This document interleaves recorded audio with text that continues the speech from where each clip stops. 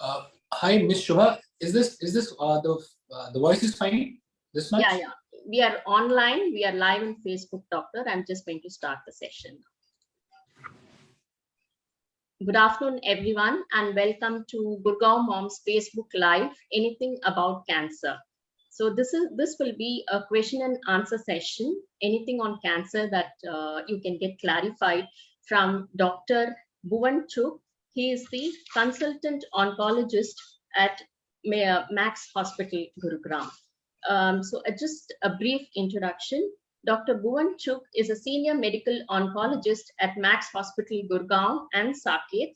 He has special interest in treatment of solid organ cancers such as breast, lung, gastrointestinal, and gynecological cancers. He believes caring for cancer patients involves not only giving the best expert medical advice, but also being empathetic, supporting patients in their journey mentally as well as emotionally. He has helped us set up the process at Max Gurgaon, where patients are cared from end to end. Good morning, doctor, and welcome to Gurgaon Mom's Facebook Live. First of all, thank you for your time and thank you for taking up this because we all, like we have mentioned in the post also, dread the word cancer. We keep one, even if we hear even one case, then, it brings in a lot of anxiety and scare. So I would like to start my session by asking you, what is cancer? And is it something that is there in our body that grows, or is it something that we get from an outside source? So thank you a lot, Ms. Shubha, for inviting me there, and I would like to thank Gurgaon Mom and the administrators at Gurgaon Mom for making this possible. And it's indeed is a pleasure to be talking to all the followers and all the people who follow Gurgaon Moms, and I think it should be an enlightening session. And thank you for that very nice introduction. And it was really a pleasure to hear it from you. And coming to the question which you asked, I think the first thing I think there were two questions, and the first question which you asked was, what is cancer? And the second was, does it come from outside, or is it something which we harbor in itself? So I think to answer your question, to answer your first question, so cancer is nothing but it's unchecked, unregulated growth of any part of the body. It can be from the blood. When it is unregulated or unchecked growth of the blood cells, it's called as a blood cancer. When it is suppose there is a part of your breast, and that starts to grow unchecked in a very random fashion, in a very haphazard fashion, it leads to breast cancer. So similarly, on in every organ, any particular, so each organ has multiple types of cells in it. So that's the reason, whenever we talk about cancer, the first thing which we always want to understand is what is the name of the cancer. So whenever we talk about the name of the cancer, what is important for us to realize is where is it started from. So for somebody, for a layman to understand is where is the seed of cancer, where was it born. So where was the actual, that's in our language is called as a primary site. Where did the primary site of cancer was born? And then what type of the cancer it is? Because as I told you previously also, there are multiple types of cells in each organ.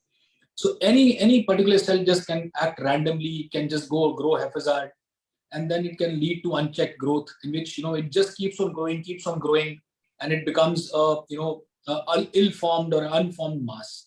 That's what cancer is. And to answer your second question, does it come from outside? So no, not specifically. There are, however, if you look at the data which we have with us, so there can be a causative agent which is outside the body, which can lead to a normal cell turning into cancer. But however, if you say that has somebody given you cancer, no. Somebody in your family, if they have cancer, can they give cancer to you? No. If somebody in the society has cancer and you touch them and you be in close contact with them, can you get a cancer? No. So it is not communicable, but then it is something which there's something wrong in your genes for a normal cell to become a cancer cell. That something wrong to happen can be because of the agents, or can be because of the things which are outside the body. For example, smoking. So you are smoking. Smoking per se, what it does is it predisposes your normal cell to become cancerous cell. Now, how does it happen is the growth which is checked in a normal cell tends to become unchecked or tends to become, uninhibited growth because of the smoking and because of the damages the smoking causes to your DNA. Okay. So that's how. Does it mean it's a lifestyle disease, doctor? Can we say cancer is a lifestyle disease? I don't think it will be wrong to say that. It encompasses so much more. But when you say that lifestyle disease, I would certainly call it, yes, it is becoming a lifestyle disease. So, for example, if you talk about breast cancer and breast cancer in young, so you'll be amazed to see that how much breast cancer has moved towards the early ages. So, 25 years back, majority of the patients of breast cancer, they were elder to 65 years. And now, majority of the breast cancer patients are less than 50 years. Now, how has that happens is possibly because, there has been certain changes in our lifestyle which has caused that. So, consumption of alcohol, that has led to increase in breast cancer. There is a data which suggests that there is consumption of alcohol does lead to increase in breast cancer. Delayed first pregnancies. So, when you delay your first pregnancy, that leads to increased breast cancer. So yes, when you call it that, is it a lifestyle disease? To a certain extent, you are not wrong, but then there is so much more.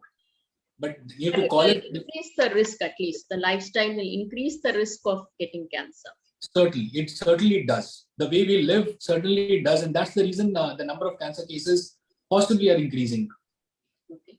So you said it is not there in our body. It cannot. I mean, it is not passed on to us from a person. So is it genetic, doctor? I mean, you meant about it not being contagious or infectious. I understood that. But is it genetic? Are there tests to check if we are carrying cancer in our genes? So I think for the knowledge of, or for the information to our listeners, what we need to understand is there's a difference between genetic and there's a difference between hereditary. So genetic is something which is in you, which relates to your genes. So any cancer or every cancer is genetic because something has to go wrong at the level of your genes for a normal cell to become cancer cell. Okay. It doesn't have to. I'll come to the second part later on. But then when you use the word genetic, कुछ ना कुछ तो genes में गलत हुआ है, which has led a normal cell to become a cancer cell. And that wrong is, see, what happens is a normal cell will live its life. A normal cell will be born, it will divide, and that's how it happens. Similar to a human being, a normal human being will be born, he will grow up, he will mature, he will grow old, and he will die. So that's the process of any normal human being. So now what happens is a normal cell effectively grows up and then it divides and it senesces, it dies off. But in a cancer cell, because of the changes in the genes, the regulatory mechanism for it to die, it doesn't happen. And that's the reason, they just keep on living on. However, if you use the word hereditary, that's the question which you really wanted to ask, whether it runs in the family. So that's the word for that is hereditary. Hereditary is, does it passes on from your family, your parents to your, and certainly the word is, the answer to that is yes. There is a good amount of hereditary correlation to your to the cancers, especially in a patient who has had a young onset cancer. Young onset cancers generally involve majority. There are certain genes which we check, which check for the hereditary predisposition of cancer. And in today's world and era, yes, there are many genes which are available which can be checked. And so it doesn't make sense. If somebody comes on my opening and tell me and ask me कि, okay, please एक test कर दो जिससे पता लग जाए कि मेरी genes में कोई cancer है कि नहीं. It doesn't happen like that. Okay. You need to fit into a certain criteria to get a checking done. Somebody in your family has cancer, be it your, somebody from a mother side or father side has cancer. Suppose two first degree relatives have cancer. Suppose your mother and your Masi had breast cancer. And if you are the one who looking for, am I at increased risk? Given the family history, yes, you are. Are you the best person to get for the gene testing? No. The patient who have the cancer, they are the best people to get genes tested done. Because effectively, if there is a gene faulty, it will be them, right? Because they have gotten the cancer. So if their gene has it, does it mean that they would have passed it on to their family? Yes, it does mean that if there is a strong family history, the patient should be checked for the genes. And once we find the gene, you can do a targeted testing of the gene in all the relatives. Okay. So, all these days I was thinking that we have to undergo the test and understand whether we have a gene like that. But you're saying the patient has to undergo, the patient who has... Because the chances of the gene being found is highest in them. Okay. See, I can test you for it, but then, effectively, what is the chance you may find it? Obviously, it is higher in a person who has gotten the cancer, right? Okay. If your mother, Masi, have cancer and you are worried about having the risk, then the best person is to check your mother because she has had the cancer. I just need to check it in her. And if I find that gene, I track that gene in you. Okay, that's an eye-opener, doctor. And which specialty doctor would advise this? I mean, they have to go to an oncologist and then they get it tested. See, the thing is, it can be advised by anybody, but then somebody has to have a deeper know-how of it. So, generally, oncologists, because they deal with the patients day in and day out, and these are the questions which get asked to them day in and day out. Obviously, they are better people to answer these questions, and there are rapid advancements happening day by day. There is a new paper being published about extra genes being involved in every cancer. So somebody who has obviously read about it, generally you just expect you expect an oncologist to read more about oncology. That's the only relation. Okay. Doctor, many members have joined this session and the questions have started coming. Anshu Bhattia's question is, since women face hormonal issues that may lead to PCOD or PCOS, is it required to get regular cancer screening done? If yes, then which test should be done, especially if the woman is 40 plus or premenopausal? See, I think there are these recommendations which are very strong recommendations, and there's something recommendations which are weak. But however, when it comes to women being screened and women being aware about the breast cancer or the women-related female cancers, I think there are recommendations which are very, very strong and they are supported by the data. So, for example, in the women who are more than 40, a yearly mammogram is advised. And it has, the general question which I get asked is, isn't the radiation harmful? Well, yes, in excess they are harmful, but then we have the data to support that, if you do a mammogram every year, not before that, every year, the benefit of getting that mammogram done is much, much higher than the radiation exposure which you have. Okay. So to answer that question, yes, there are screening programs. And I think for a woman who's 40 years of age, a self-breast examination every 6 months, a clinical breast examination once a year, and a mammogram once a year is a good recommendation. I think they should get it done. So is it only breast cancer that we have? No, so let me come to the second part. The other part of this is the gynecological cancers. And the other important screening is program which have a very strong recommendation is cervical cancer. Okay. So you'll be amazed to know the differences we have between the Western world, and that's primarily because we don't get screened.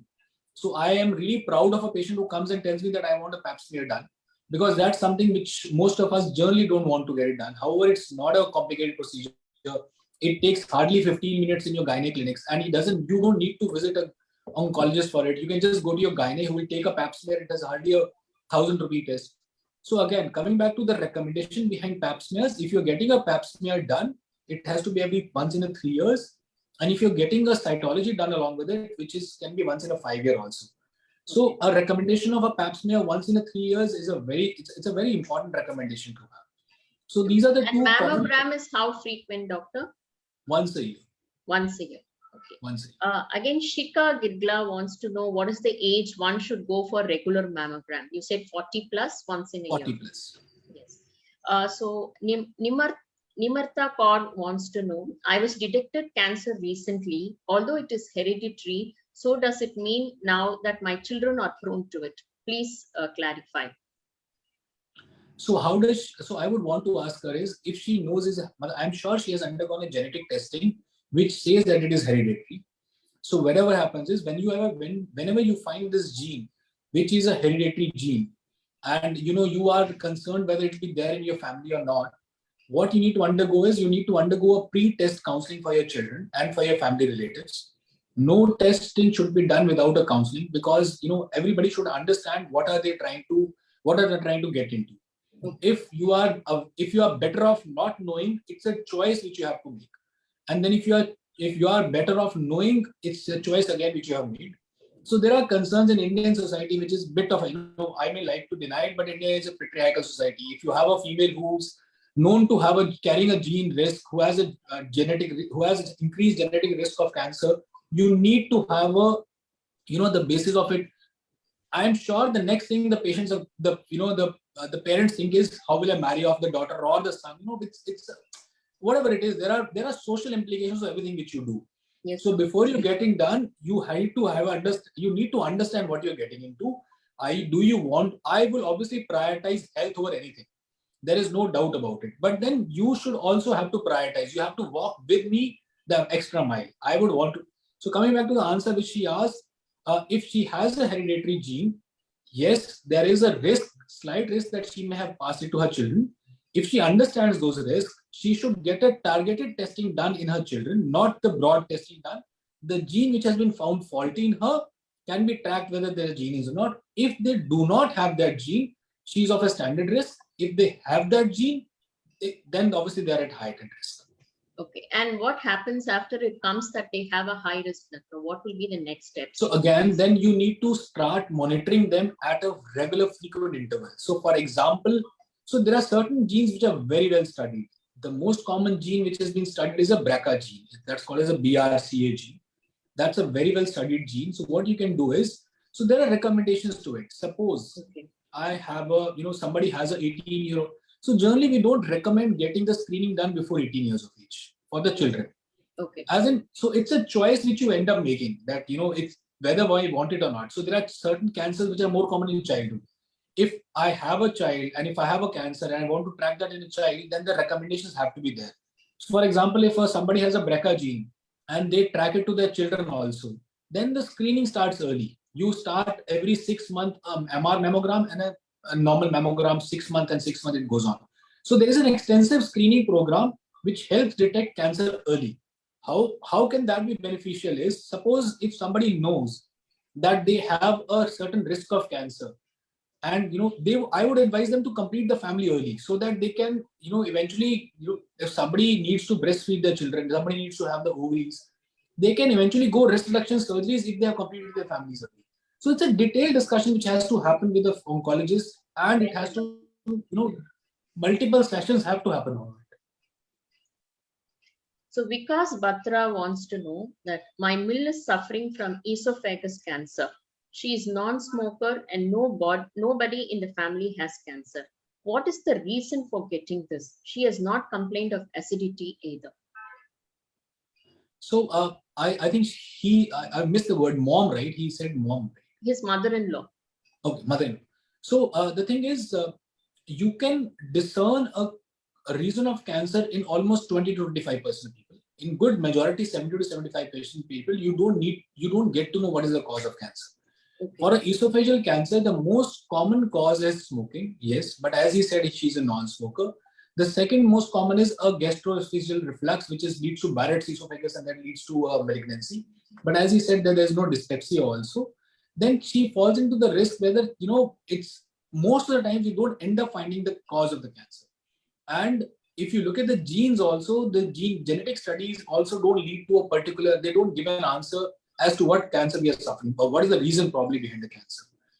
However, if there is a familial clustering, you may end up finding a gene which has been defective, but in his case, as the case of mother-in-law, there is no family history also.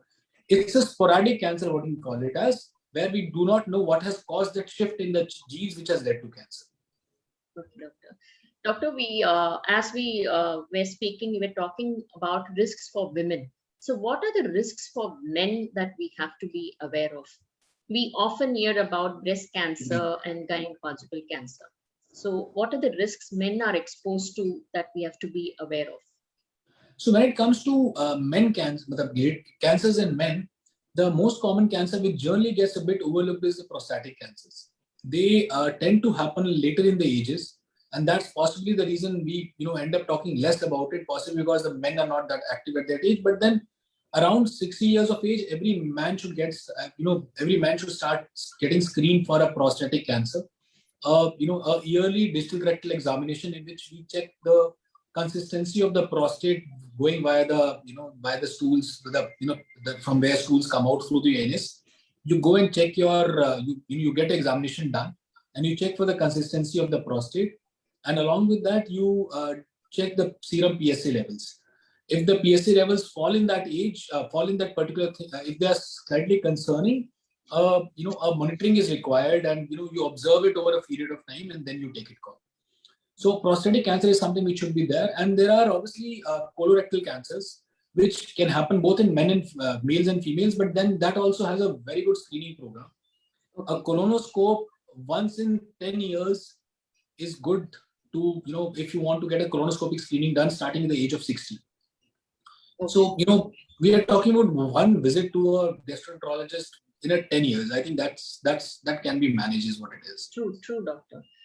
So Vikas Batra again wants to know if her family should go for gene testing. I think you mentioned that before, that they have to go with a counselor first. See, the point is, esophageal cancers, the genes which are generally, it's a very varied, there are multiple varied genes. In esophageal cancer per se, a gene which has been known to cause cancer has not been found. A strong association has not been found. So they can go for genetic testing, but then there is a good chance they will not be able to pick up a gene which is being running in the family. So to answer his question, I don't think a genetic screening at the family level is required here. Okay, doctor. Manisha Lokesh Sinha wants to know, I'm a new mother. Recently, I came to know that if I wear inners for a long while, or for a long time while breastfeeding, it may cause formation of lump that can lead to breast cancer. Is it true? Yeah, many times we are told about wearing braziers, tight-fitting clothes that can lead to lumps. These are discussions that keep happening. So is it all true, doctor? So lumps can happen, but those lumps are non-cancerous. We don't have the data to suggest that, so what you're saying is a galactosele may form I think that's what their concern is. And those lumps are benign lumps. Them leading to cancer is very, very low. Yes, you may end up having an infection more so, but no, the cancers are generally not known to have. Okay. Does consuming organic foods reduces cancer risk, doctor? Because this is another topic that keeps coming up, and people feel that when the food is pesticide free or it's grown in a very organic way, then it is safer, especially for cancer. So I would not like to deny that, but then the data to support that is weak. But then coming back to it, I think the organogenesis, or the origin of this thought process is possibly because we all understand that chemicals, when they are taken in a high quantity, or they are taken in a slightly more quantity, they are carcinogenic. There is no doubt about it. So about what pesticides are we, what pesticide lead to how much degree of cancer, that study has not happened to a great deeper detail. But then if you can have food which is pesticide free, which is organic, I think nothing like it. So I don't think it's the organic food, it's the pesticide free food possibly which may lead to decreased risk of cancer. And yes, organic food is one of those foods which has decreased risk of cancer. However, if you have a healthy food, if you have a food which is cooked at home, and you possibly are taking care to clean it and properly cook it, I think you're doing an equally fine job of it, is what I understand. Okay. Using plastics in microwave, how risky is that, doctor, for cancer? So microwave rays per se are, they don't have a strong association with cancer. They are not ionizing rays. Again, for the lack of data, I would not be able to. Is there a clear harm with it? There's the data which lacks with it. You don't have the data to clearly say that it is harmful. So these are some of the discussions that keep happening. I understand. Yeah. But then the other one is non-stick utensils also.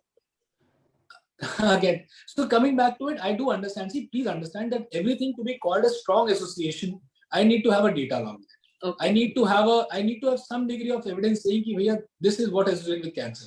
So, for example, processed foods. Processed foods are associated with increased risk of malignancy. There's no doubt about it. That's because of the chemicals they put in the food to preserve it.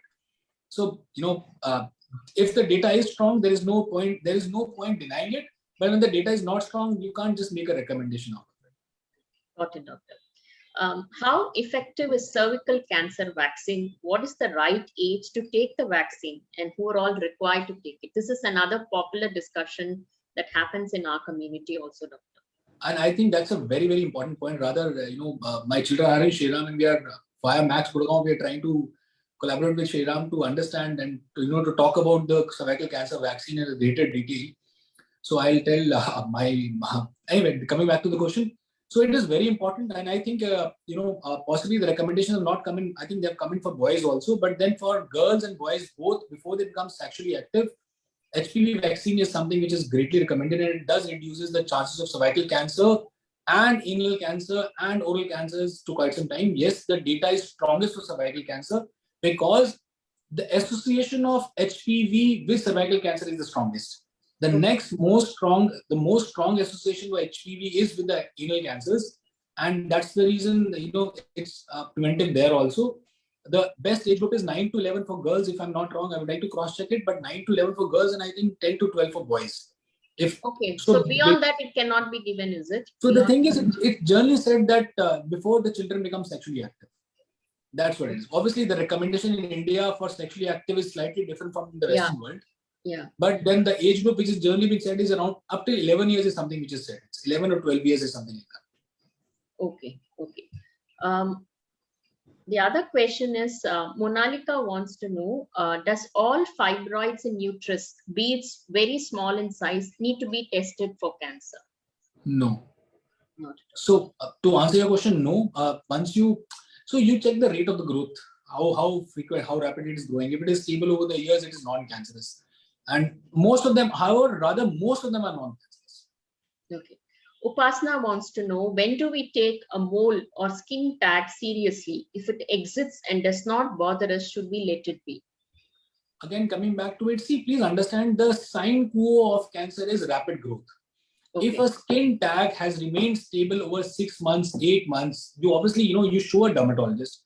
You tell him to keep a track of it. You tell him to measure the size of it, and then he calls you at frequent visits of every 3 months and every 6 months. If there is a rapid growth in it, he will automatically advise you biopsy. So coming back to it, understand the word cancer can only be applied to something when the cancer cells show up under microscope.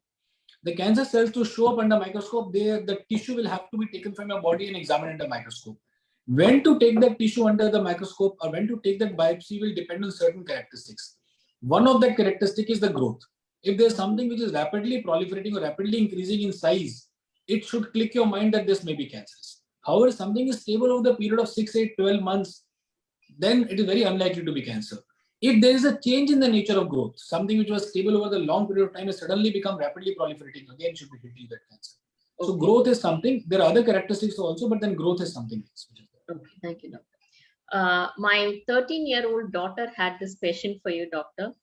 Why is cancer different in different parts of body, and the treatments are also very different? Though it's a disease, but then when it affects different parts of the body, it's very different in nature and also the treatment. So I think that's a very good question, and I think I should congratulate her for asking that question. Yeah, even I was like stunned when she asked that. So the thing is, the first thing which you need to understand is what is cancer. That has to be understood, and that's how you end up treating it. So whenever somebody has cancer, there are 3 parts to it. As I told you, the first part is the name of the cancer. The second part is the stage of the cancer, and the third part is the fitness of the patient who has cancer. And that's how you understand any cancer. For somebody coming to the first part of it, as I told you, it's the name of the cancer. The name of the cancer has 2 parts to it. Where did it begin with? So that is what goes back to her question. The where did it begin with is important for me because that's where the primary site is. That's where I know the cell behave in a particular way.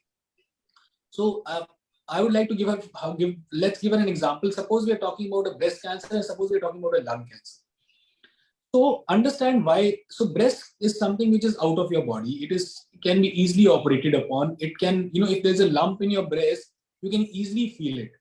However, if there is a lump in your lung, it will be a long time before you can be able to feel it. Okay. So by the time you will know that you have a lung cancer, it possibly will advance to a stage where it are causing you symptoms. However, a breast lump can be palpated easily. So that's the reason, possibly because, that's the reason that, you're able to pick up a breast cancer earlier than you're able to pick up a lung cancer. Okay. So, and the second part is the stage part of it. And that's the reason you tend to pick up these cancers which have a good evidence for screening because it's easier to screen. easier to screen a mammogram. So there are the reasons for it. One of the reasons is the location of the organ. The second is the biology of the organ. For example, you're talking about a pancreatic cancer. Pancreatic cancer, again, it's a deep-seated organ. By the time by the time the symptoms happen, it has usually enlarged to a size that it involving the other organs, and that's the reason it is causing you symptoms. Otherwise, there were no symptoms per se. And then there is the biology of the disease. By nature itself, pancreatic cancers have a difficult biology. They don't respond well to the therapy. So it all happens at the level of cell, but then there is that. And the third is the age in which they happen. So generally, breast cancer happen in the earlier ages. Pancreatic cancer happen in a slightly older age. So by the time you want to treat them, it's a little more difficult to treat them. So there are multiple reasons to it. Okay, thank you, doctor. Thank you for this. Nimartha Kaur again is asking the same question. I was detected with cancer with no hereditary history. My concern is, are my children prone to it? Nimartha, doctor answered this question. You can rewind the session and listen to him. He has advised that the family has to get a counselor and then understand how the tests are to be done. When you speak to your oncologist. Doctor, the next thing is I'll move on to treatment and care. What are the stages of cancer and do they have any meaning? So it certainly has a meaning, and I just told you that you understand the cancer in 3 times: the name, the stage, and the fitness. Okay. So the stage is important to us is because the earlier the stage, the simpler it is to treat cancer. Generally, we divide cancer into 4 stages: stage 1 to 4. 1 and 2 are early stages. 3 is locally advanced, and 4 is metastatic, or which is advanced stage. So something which is 1 and 2 is usually limited to the organ per se. It has not spread beyond the organ or beyond the site of origin. Stage 3 is something which has spread beyond the site of origin. It has spread to the surrounding areas locally. And that's the reason it is called as a locally advanced. Stage 4 is when it spreads into the blood and it becomes a metastatic disease. In majority of the patients, around 80 to 85% of the patients, the cancers are local or early. In 10 to 12% of the patients, the cancers become metastatic or they become advanced. Sadly, in metastatic cases, most of the cancers are uncurable or they cannot be cured. They can still be treated, but they cannot be cured. So understand the difference between cure and treatment. I think the definition of cure has not changed in past 50 years. It has remained same. So what has happened is the word cure is when I tell somebody that you will be rid of your cancer. And that can happen in majority of the patients. Around 85 to 90% of patients, we generally tell them that you will be rid of your cancer. It may disrupt your life for a bit, but then you will be cancer free. That's the word cure. Palliative is when we say that we will not be able to rid you of your cancer. We may be able to treat it, keep it down, suppress it, make it invisible to you, but we in our heart will know that it is not curable. So that's something which is palliative. So now with the advancement in science, the palliative is almost bordering onto the cure, but then still palliation is what it is. What are the treatment options available currently, doctor? Other than chemo and radiation, are there any advancement that people can be aware of? So, for every cancer, what I sincerely believe or what we generally do in Max Oncology is we have these tumor boards. So, your patient generally, there are 3 modalities which every cancer patient can undergo: chemotherapy, surgery, and radiation therapy. And all have to be sequenced and all have to be, lined up, and all have to be, the role of each has to be understood. So what happens is whenever a patient comes in, depending upon the, primary site, depending upon the age of onset or depending upon the stage and depending on the fitness, you think in your head what is the modalities which are best for it. And then each and every patient should be discussed in a tumor board, and all the 3 specialists should be involved in it to understand what is the best way to treat this patient. See, because if I am a medical oncologist, I may have an inherent bias towards chemotherapy. If there is a surgical oncologist, he may have an inherent bias towards surgery. He may advise surgery over the chemo. I may advise chemo over surgery. It's not because we want to push it, because we are inherently biased towards it. Okay. Because it's a but natural human reaction to be biased towards the subject in which you are proficient. A radiation may be. So all the three need to sit down and plan a treatment, and that's the way to actually treat a cancer in today's world. Okay. That you need to meet 2-3 oncologists and tell them to have a discussion and give a plan back to you that this is the best way to manage your treatment, manage your disease. There are some specific questions from members specific to the case that they have in their family. Anika says, my MIL was recently diagnosed with ovarian cancer, which has been removed, and as per biopsy report, it's first stage. Does she still need chemo?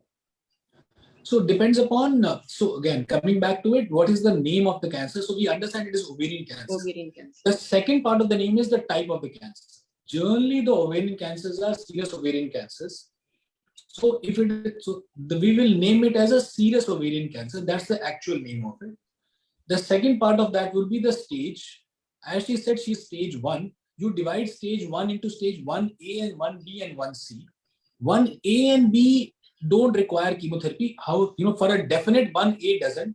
1B, there is a small data which says that you should give chemo. In 1C, you definitely need chemo. So again, you need to divide whether it is 1A, B, and C. And the third is, what is the age of your mother-in-law and how fit is she? If I'm looking towards an 85-year-old female who has a stage 1 disease, who had a serous ovarian, I may choose not to give therapy. If I'm looking towards a 65-year-old female who had a stage 1C, I may choose to give therapy. So as I told you, all the three have to be factored in to understand. So what I would advise is, whenever you have these dilemmas, sit with your oncologist and understand the risk and benefit of it. Ask what is the risk of recurrence, and ask yourself what is the risk of recurrence you are ready to take in. Basically, this discussion has to happen in the OP. Okay. Again, another specific question from a member. Rashmi Chowdhury says, Doctor, I've had 2 DNCs in 2 years, namely 2019 and 21. The endometrial lining seems to get too thick. Hysteroscopy revealed growth of polyps in the uterus. Though the biopsy is negative, my gynec suggests removal of uterus. How is this recommended? So as I understand is, she has had a recurrent proliferation of endometrium and she has tried to get a biopsy twice and it has not been done. So, I possibly would still advise her to take a second gynae opinion in terms of whether hysterectomy is required or not, and a second opinion on the biopsy. If there is no proliferation required, and there are these criteria which are supposed to be met in terms of when do you want to do a hysterectomy should be done. And if she has taken a second opinion from other gynecologists and they also recommend, she can always tell them to, to have a discussion with them in terms of what is it that we are trying to achieve with the hysterectomy. Why do they want a hysterectomy to be done? Is there something which they are suspecting it to be done or not? So my point is, you have to have these questions ready with your doctors when you ask a doctor, so what are they trying to achieve with the hysterectomy? So I may not be the best person to answer. A gynecologist surgeon may be the best person to answer, but then still, had it been me or my family member, the thing which I would ask to my gynecologist is, what are we trying to achieve with the hysterectomy? Okay, got it. What is chemotherapy and what does it do to the body? I mean, we keep hearing it. The minute somebody tests for cancer, the next fear is chemotherapy. Losing of hair and then becoming weaker. So there is always a fear and a scare of that treatment. So if you can just explain to us and tell us, what does it do to the body? So chemotherapy. So eventually, whenever you need to target the cancer systemically, or every cancer, be it be localized or be it be advanced. Sorry. Let's talk about a localized cancer. In a localized cancer also, there are some cancer cells which are circulating in your body. You need to take care of those cancer cells. And what is the best way of taking care of those cancer cells is when I give you something through the blood. The moment I give you something through the blood, be it be orally or be it be injectable, but then they all eventually all the drug of our body, they enter this blood. So when I give anything through the blood, it is called as a systemic therapy, and it's going to have a systemic effect on the entire body. So this is what the systemic therapy is. One of the ways to give systemic therapy, or one of the systemic therapies is chemotherapy. Others are these targeted tablets which we have these days. The third is the immunotherapy, which is been coming up in a big way right now. So they all are the modalities to give systemic therapies. Coming to the chemotherapy per se, generally chemotherapy involves giving drugs via IV or via blood, which are cytotoxic. Cytotoxics are the non-specific drugs which generally kill the cancer cells. When they kill the cancer cells, there is a decrease in your cancer burden. But because they are non-specific, they also kill some part of your body or some part of your normal cells. So those cells of your body which are rapidly proliferating, which becomes 1 to 2, 2 to 4 faster, just like the cancer cells, they are the hit most. Okay. Among them, hair is something which grows rapidly in your body. So that is the one which is hit most. Nails are the one which are, which are generally grow faster in the body. That's the reason there's a nail discoloration. Okay. Blood cells are the one which grow rapidly in your body. That's the reason there's a fall in the blood counts by chemotherapy. So it's a non-specific cytotoxic therapy. But I think the world of medical oncology or chemotherapy has moved a lot. Instead of using the generic word, we now use more of a systemic therapy in which the particular gene which we are trying to target, we are able to target that via tablets. And then there are immunotherapy in which we generally potentiate or we increase your immune system to go fight against the cancer. So there are multiple types of systemic therapies available. Okay. Dalia Goswami wants to know about radiation also. She says, also please explain radiation. So again, as I told you before, a cell to become, the way a cell will grow is 1 to 2, 2 to 4. There is a way a cell divides, right? Now, let's say you have a tumor which is deep-seated and it has, for example, it cannot be operated for whatever reasons. There are multiple reasons to it. It cannot be operated or it has been operated, but there is a certain risk of it coming back. Okay. How I would like to treat that patient is, I would like to go and give radiation to that area so that any cancer cell which is there, which is rapidly proliferating from 1 to 2, 2 to 4, I am able to hit that. Why am I able to hit only the rapidly proliferating cells and not the other cells? Is because that's the way radiation works. Radiation is able to kill the cells which are rapidly proliferating. That's the reason. And when we give some bit of chemotherapy along with it, what happens is it holds the cell in a phase where it is most sensitive to those radiation. So again, why and how radiation works is it kills the cancer cells which may be remaining or which may microscopic remaining, which are not visible to the eye, which is, after surgeon doing the best work possible, if there is some evidence that adding radiation to that surgery leads to better benefit or better outcome, that's when radiation is advised. Okay. Or when you're unable to surgery. That's what it is. Okay. Doctor, the next thing that we saw during the pandemic is taking care of cancer patients. So how to take care of cancer patients during such pandemic times? Is there any specific care that they should be given? What are the protocols or what are the points that the family and friends should keep in mind? So I think all of us oncologists went through this phase in which a lot of patients they had a fear of coming to the hospital, which was right. There is nothing wrong in it. And a lot of our patients, they came to us in an advanced stage, and we kind of missed the opportunities to actually come at the time. So that's that. Besides that, I think the question, what you want to ask is how do you take care of somebody who's suffering from cancer in the COVID times? Yes. And I think it's a very, very relevant question. So what I generally advise is online consults are something which should happen, and as soon as so that they should happen frequently. And I am a proponent of online consults, and I think if you can talk to your oncologist and tell him to find a spot where he is most comfortable to give you that online appointments, and he can give your attention to him. He can give your attention and understand the things which he's going through. So that's one. Have a regular follow-up via online. And second thing is, being in Gurgaon, I don't think there's any deficiency of any home care available these days. I think there are plenty of home care options which are available. Yes, doctor. If somebody has a terminal patient at home, so let's say let's talk about certain scenarios. If somebody has a terminal patient at home and they would rather take care of them at home rather than bring it to hospital, just have a word with an oncologist, understand understand with him, and sit back and have a discussion in terms of what are we trying to achieve, what is our aim right now. We want to make the life of a terminal patient as comfortable as possible, and that's the decision which you have taken. Then have a discussion, set your goals, and involve a healthcare partner, a home healthcare partner who understands and who has the efficiency or who has the capability to provide you that service. That's what I did for a few of my patients who were unable to come to the hospital. For somebody who has cancer but is not terminal and want to take chemotherapy, there are options to convert your systemic therapies to oral therapies. Have a discussion with your oncologist. can this be done at home? Can you make it an oral tablet? Can it, take it at home and be more equally effective? So changing the therapy from IV intensive to oral intensive therapy can be done. That's second. And third is screening part of it. I think it's a fair way of screening has to happen at a certain date, and you just need to find that particular window where there is an off period when there is COVID peaks are not there and you get your screening done.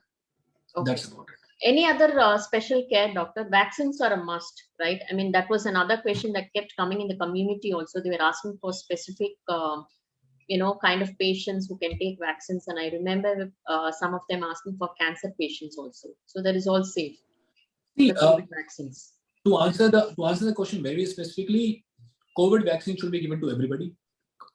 Ongoing cancer treatment is not a contraindication. Let's be very clear. Okay. So just avoid it on the days of chemo. That's about it. Otherwise, it can be taken. Okay. Since even in my introduction, I had mentioned about how you believe in being empathetic and giving an emotional support to the family during the course of treatment, I think you will be the best to guide and tell us this as to what kind of support friends and family extend to a cancer patient. We often fear and then we kind of get scared. We pass on that fear to the patient also. We don't know how to react. So I think it will be best if you can tell us how to, be supportive to the cancer patient. So I sincerely believe that it's the mental health which suffers the most during cancers. And, everybody obviously is going through a lot, most of it, the cancer patient. And the second most of it is the caregiver. So I think these are the two patients because, I believe the cancer is just not a disease, it's a disruption in your life. For that certain amount of time, the life is completely disrupted. There is no routine which you can follow because you have to prioritize health everywhere. And it takes a mental toll and a physical toll on everything. And in turn, obviously, the physical has to be prioritized and hence the mental gets a little, backseated is what I believe. So so what we did it in, just the way what I did in Max Gurgaon is what I felt was from my experience, the TPA processes were very, very painful. I don't want any patient to ever go through a TPA process. You should be very clear with your onco center that, please hire a person who takes care of our TPAs, who takes our pre-approvals, we don't want to be running around. The caregivers are already very fatigued out. You tell them to go get a TPA approval done, So you should have a TPA approval, you should have a pre-appointment, come in a process where you have your TPA approvals, you are pre-appointed, your chemo schedule is scheduled, and you come. That's besides that, I think coming to the mental side of it, how can you support them is talk to them. So I read this book. I don't know if you've read it or most of us, maybe you should talk to someone. Is a book by Leela Gorbeti. I think it has come out and it's a fabulous book when it comes to it. It talks about counseling a lot, how do you counsel? And so I think by just being there, so you don't need to put an extra. You just need to be there. You just need to listen to them. You just need to show your physical presence to them. And then, you need to obviously give them space. I'm not denying you that you don't give them space. Just be there in the way you think it is possible. And it is possible over a long term. We are not talking about, we are talking about a treatment which will go over 6 to 12 months. It is not something which will be finished in a week. So when you try to be over enthusiastic and be there for the initial time and when so everybody, anybody who goes through cancer, he has a lot of support to begin with. But as the treatment goes on in the later period of the treatment, the support is the one which dies down. So I think that's where, that's where the mental support is required. You need to prioritize, you need to rather, channelize, for this period, this guy will take care and this for this. So you have a constant support across the entire treatment period. You just, all of them being together in the beginning and then nobody being in the end is not the right way. That's one. And I think a lot of financial planning is required. I sincerely believe, if you can be there as a financial support to them and a financial advisor to them, there's nothing like it. So we live in a world where things cost money and there's no doubt about it. And, that's where it is. So mental support is where it is because a lot of mental disturbance comes from the financial disabilities also with it. True, doctor. So last two important questions that keep coming up is, why is the incidence of cancer increasing? We are hearing more cases now. What is the reason, doctor? I think we should go back to the first question which you asked. Why is it a lifestyle disease? Yes. The way our lifestyles have changed, I think, and plus we are screening more. We are more aware. So please understand, every cancer detected is not cancer. It's a harmful thing. You detect cancer in an early stage, it's a good thing. So, you have picked up a cancer early. You may have picked it up later and you would have, it would have been a worse off thing. You would have been non-curated. Now picking up the cancer early, that's one. And yes, definitely our lifestyles have changed. There is increased incidence of cancer. And for every cancer which you take, there will be a certain lifestyle decision which you would have made, which have led to increased incidence of cancer. So to answer your question, I think a lot has to do with our lifestyles also. Okay, so what will your advice be to all of us to a kind of lifestyle that can really bring down the risk of cancer, doctor? So if I have to give it in one line, the way you would live a lifestyle to prevent diabetes and hypertension, I think is the same lifestyle. There is nothing new to it. I think, and just to elaborate it a bit, a physical exercises, being a physically active, taking out time, at least in the morning or in the evening, to take out that half an hour, 45 minutes to exercise regularly, keep your weight under check, eat healthy. There is a definite evidence that, eating unnecessary, junk eating and eating unhealthy food leads to increased risk. Then a moderation in alcohol, which is overlooked rather in most of the times. People feel that smoking is what is associated with cancer and not alcohol. It is definitely associated with cancer and it is overlooked also. Okay. And the last, but not the least, is the smoking. I think it's well advertised that we should not be smoking, and there's no doubt in it. So coming back to it, what will you do? I think all of us anyway are living in such fear of diseases that we know how to. I think for somebody, if you know how to prevent diabetes, you will also know how to prevent cancer. Okay. The other last question is, what are the chances of reoccurrence of cancer? So it depends upon the name, stage, and and stage. Okay. So what type I'm dealing with, what was the stage? So if I had a locally advanced cancer to begin with, it was a big cancer to begin with, obviously the chances of recurrence are higher. If it was a small cancer to begin with, the chances are lower. So it has to do a lot with the stage your cancer was detected in, the type of therapy which you went through. Was it a complete therapy or not? Were you able to complete the therapy or not? So there are multiple factors to it. And I think whenever you finish a cancer treatment, there's a follow-up program which is there. So I think you should stick to your follow-up programs. Even if there's a recurrence, that follow-up program is designed to prevent that recurrences early, to catch that recurrences early. Okay. So just before coming to this session, one of my friend's mother who was undergoing treatment for cancer, so she just messaged us saying that she's cancer-free. So we all felt there is hope. That was a very positive news, to start this session just few minutes before she was messaging all of us.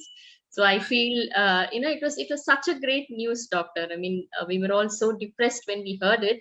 But then this is a fantastic news. And speaking to you also now, there are so many facts that you helped us understand. There are so many myths and wrong information, or I would say hypes that keep coming in social media and other posts that we keep reading. So all that was clear today. Thank you for your time, doctor. One last thing, is there any specific package for cancer screening in Max that we have to be aware of, how to go about it? Should they first consult an oncologist and then take it, or is it available for everyone? So I don't think you need to consult an oncologist. Yes, to answer that question, yes, there are packages available. And so you come to an oncologist once you have cancer. I don't think you need to come to us before that. Don't worry about it. I really hope you don't see us. But then there are PHPs programs, there are preventive health programs, and which you can visit in our center. There are packages designed. There are packages designed to each specific age group, gender, and the things we are trying to achieve. And that's where it is. Okay. Thank you so much, doctor. It was a wonderful session. Thank you so much, and thank you so much for inviting me. And you must congratulate your friend's mother. I think she did a great job of it. It's great news. Yes. We have this ritual at Max Gurgaon that whenever somebody finishes cancer, we have this tree of hope in which they give their handprint, and we hand them over a plant. And that's what we do. I think each of the cancer centers do have a certain ritual, and I really wish her best of health. Thank you so much, doctor. Thanks to all of you members who have joined us today. Thank you. Thank you again.